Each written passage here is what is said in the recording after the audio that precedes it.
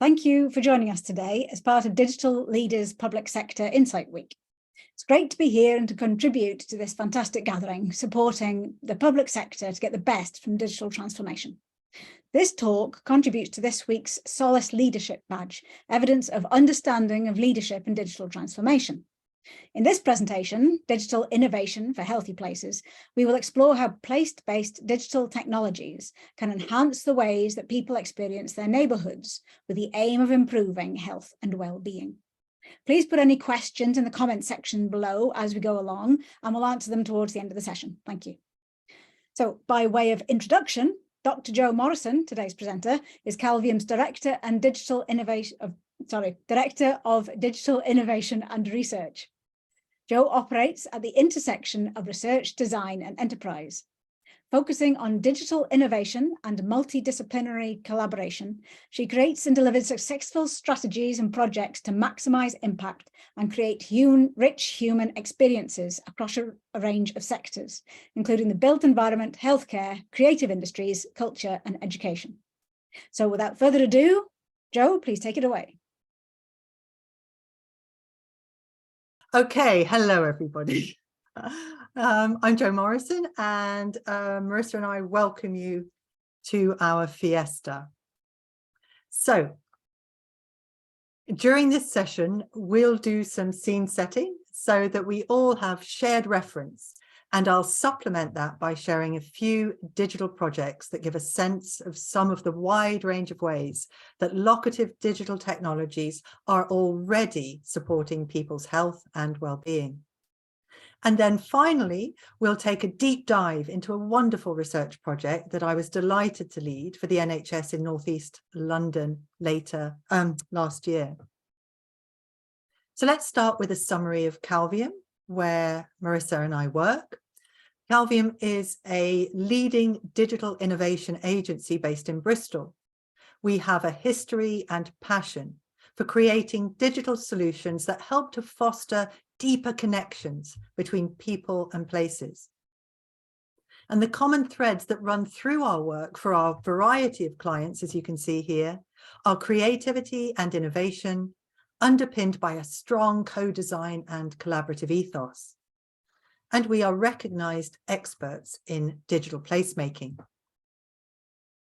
And digital placemaking operates at the intersection of people, place, technology, and data, and is concerned with location-specific digital products or services that enhance people's experience of places, our high streets, our parks. Now, today, we are exploring future digital placemaking for the built and natural environment through the lens of health and well-being. And to make that clearer, here are some examples that show how, through the health lens, location-based digital technology has enhanced people's experiences of places already. Gozio is an American personalized wayfinding app that supports parents to navigate their journey from their home to the point of care within a children's healthcare facility, including locating a parking space. Project Sidewalk is an accessibility-aware mapping tool that allows expert users of places to map issues from home for the local planning and management authorities to then act upon.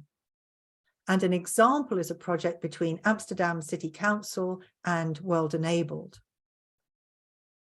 The Pollution Explorers Toolkit is a set of tools that enables communities to monitor local air quality and act upon the findings. And a couple that are based inside, one is Woodland Wiggle, an immersive games-based environment for children within a London hospital, and MotiView, which are exercise bikes with video screens that let people in care homes revisit some of the places of their youth as they cycle along, as well as having cycling competitions with other seated cyclists. So these 5 examples provide just a flavour of our locative focus. Before moving on to describe the recent research for the NHS, let's turn our attention briefly to the significance of healthy places. And where better to start than with a shocking statistic from Public Health England. Females will spend nearly 23% of their lives in poor health. And for males, it's nigh on 20%. As it's well established that our environments play a major role in our health and well-being, it's a no-brainer that we must all commit to make our neighbourhoods healthy, to enable healthy places to emerge, to be sustained and flourish. Healthy places are those that support and encourage healthy behaviours. They nourish healthy environments. And we know that good health for all of us, irrespective of means, is core to a just society. We also know that health is unequally distributed, and that improving health, particularly for those in the worst health, is necessary for people to thrive and reach their potential. People living in the most deprived areas have poorer health outcomes than those living in less deprived areas, whichever of these lenses you look through. At which point, let's turn our attention to technology. This poster promoting full fibre broadband from the home makes me think of how enmeshed digital technologies have become in the ways that we experience our environments, our homes, our workplaces, our town centres, and at such a fast speed of change.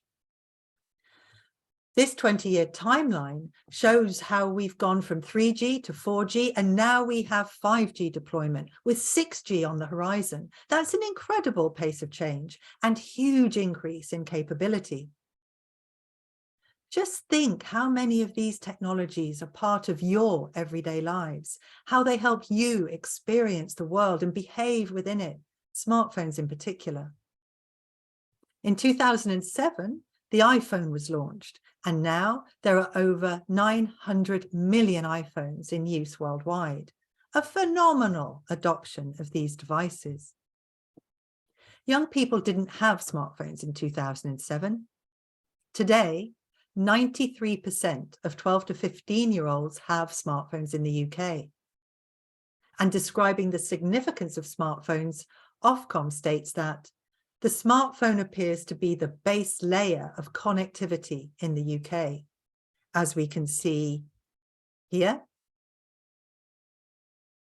and here, not so much here, but certainly here. You get the picture. These few slides and the timeline before serve to remind us that digital innovation in the 21st century has been and continues to be seismic in terms of the deployment and adoption of infrastructure and of digital products and services that have radically impacted our experience of places. But what are these folks in the photographs all doing with their smartphones in public spaces? I hear you ask. Well, likely they're using these digital platforms and apps and many others, some of which Calvium have produced, that enable them to plan a trip, to find their way, to order food, pay for services, find people nearby, play augmented reality street games, and so forth. In our neighbourhoods and town centres, there is an intimate connection between people, place, technology, and data. Some places more than others for now, but we can see the clear and swift direction of travel. And let's remember that all of those technologies were once radical innovations. As we saw earlier on in the timeline, the speed of change is massive, and the impacts on the way we experience and understand our places are, as a result, huge. So if you aren't thinking about them now or others in the way that you understand your place and that you plan for your places, you're missing out, you're missing something. So let's give a bit more context about people and digital technologies. The stats here, 94% of households have internet access. 78% of people go online using a mobile device. There were 30 million registered sign-ups of the NHS app.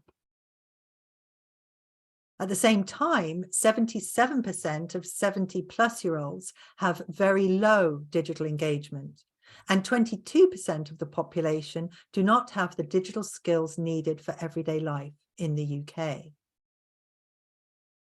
So when we're thinking about digital placemaking for health, we need to consider everyone, from the most digitally literate to the most technology averse. And we need to remember that digital inclusion operates on a spectrum. To a greater or lesser extent, people feel digitally included or excluded because of their needs, their situations, and their motivations at different times in many user journeys. So now that we've looked at some examples of how place-based digital innovation is already supporting people's health and done some scene setting, let's now look at the NHS research that I led last year. So NHS North East London is a large area that's made up of 8 boroughs.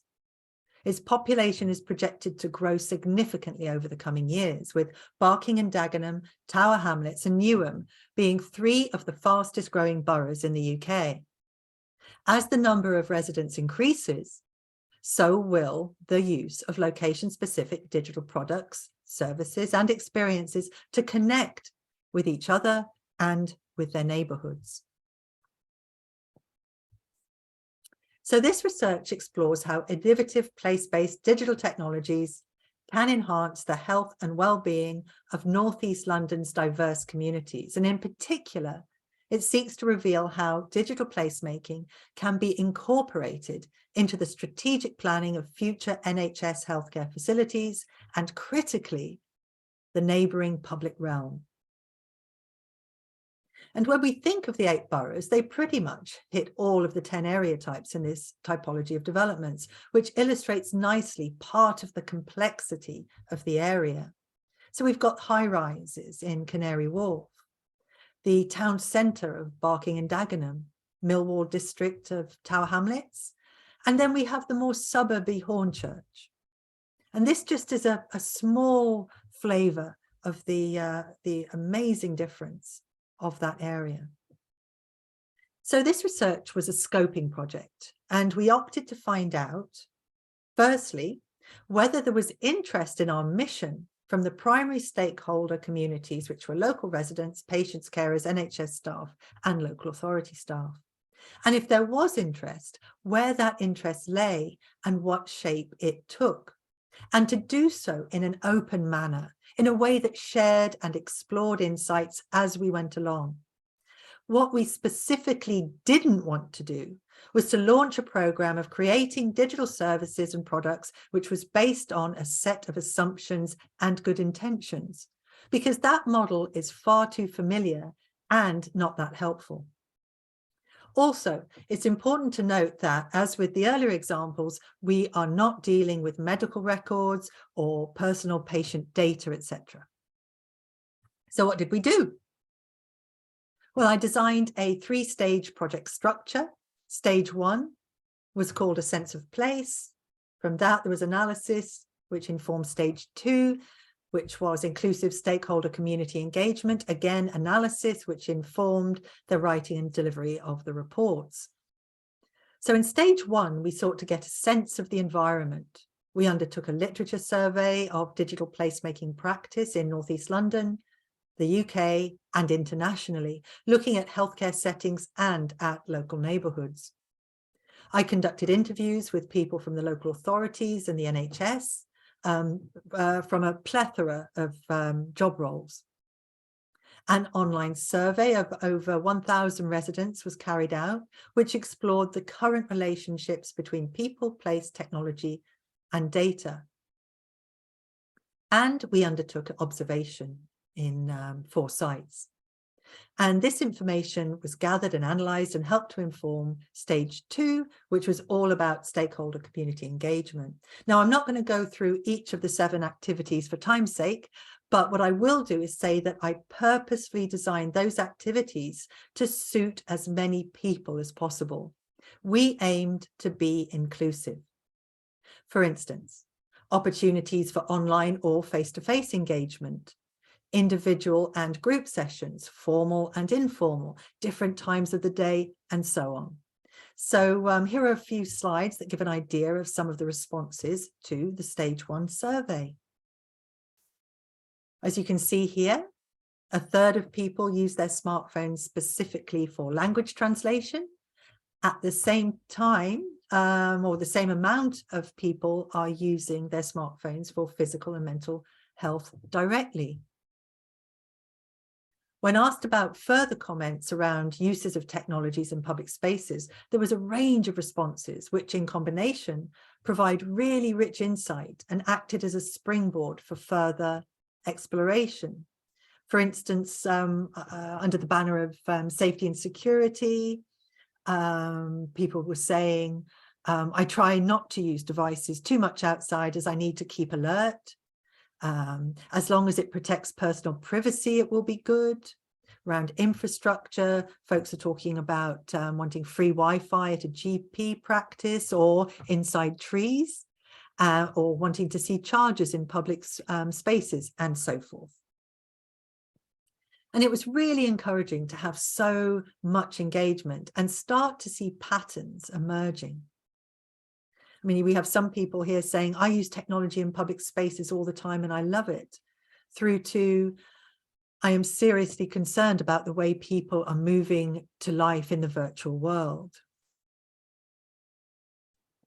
And importantly for this project, when asked about their interest in new digital technologies to support health and well-being in public space, the residents were broadly positive. So I'm very keen to embrace additional technologies in public spaces. We had 33%, 47% I would be open to them, through to 3% I have no interest in using additional technologies in public spaces. And here I've got a few photographs to give you a sense of the activities that I've mentioned. So this was us at an informal event at Bikefest 2022 in Barking and Dagenham.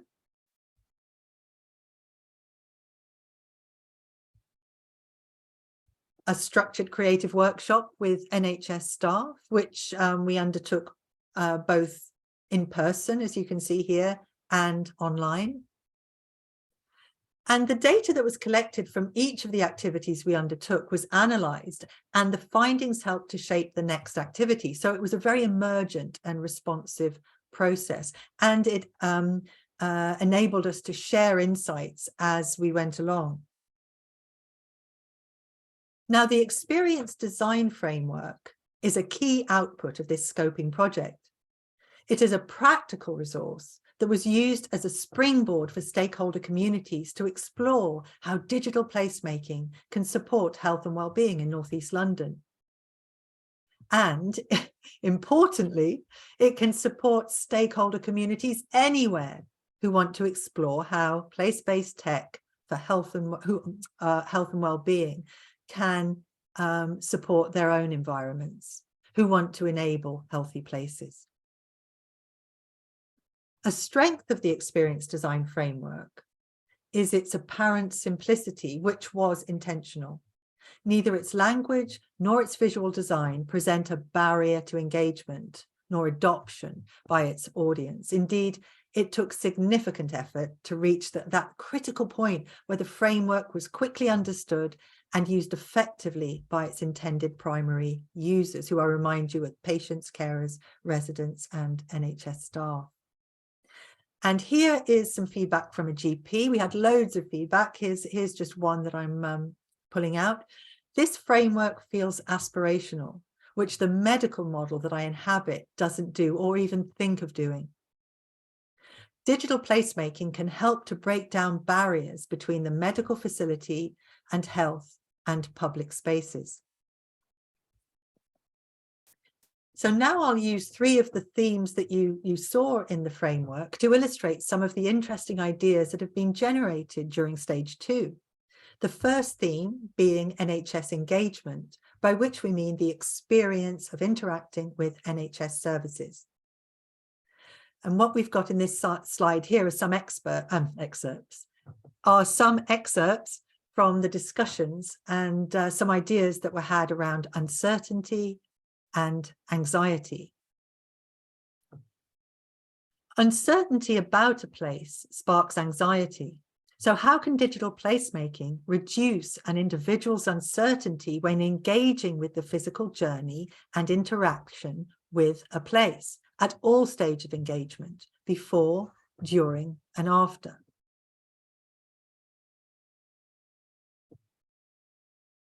And then to the right, the sensorial aspects of a place can be overwhelming in many ways. Let's design for neurodivergence in our health settings. How can digital technologies support multisensory overload? And then the quote here, when waiting, you are uncertain and out of control. So how can digital technologies be friendly and help the situation? Let's design friendly tech, not just user-friendly interfaces. The High Street Health Hubs idea prompted the insights. Digital exclusion is not just about a lack of access to the internet. It is also about a lack of digital skills, confidence, and motivation. Could High Street Health Hubs also be a place to meet others and be trained to use digital technologies, using health and well-being as the driver? This could support local, social, and economic outcomes as part of a healthy lifestyle and what we were talking about earlier. And then finally, digitally enabled services that are locally situated in everyday places could be a safe space for those facing controlling or coercive situations in the home.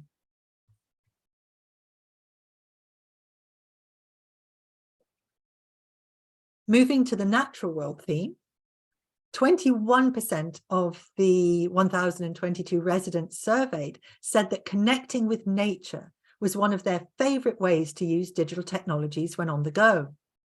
Of the boroughs, the residents from the City of London connected the most, 32%, and from Waltham Forest the least, which was 12%. One idea that emerged was an app that supported people to be physically and socially active when connecting with nature locally. And a pattern of wanting technology to support social, place-based interaction came through a lot. So this insight can be used as a springboard to explore more deeply how digital technologies can help residents to connect to nature locally and socially. And the last theme, comfort and safety, by which I mean material and social settings that enable an engaged lifestyle. So reading from the slide again, a participant comment was, street closures, even if you want to get an Uber for mobility, you can't, e.g. Church Street and the surrounding areas between 7 a.m. and 7 p.m, even with a disabled pass. And it was imposed without consultation. So a reflection upon that is, should decision makers be required to answer the question, who might I design out of a place by making this decision? And why is it acceptable to do so? And they could explain that as part of their justification to stakeholders. And a quote here, I haven't been out by myself for years. I would like to be able to push myself around the block, but I am in a wheelchair and visually impaired. The trees are pretty, but the tree roots lift the pavement and people leave bins out, and I could go on. Now, this makes me think what a great opportunity it would be to use the Project Sidewalk platform, which allows people who are expert users of place, who have lived experience, to document the pain points and have agency such that the council can respond, the place managers can respond. And there's so much more rich and powerful information that has been revealed through this project and helped by using the experience design framework. The report is complete and it's with the NHS's Integrated Care Board in North East London, and it should be made available later this year. If you're interested in a copy, then my contact details will be at the end of this presentation, which I promise you is soon. But before, 3 things to consider. Good public health and well-being is an asset to society and the economy.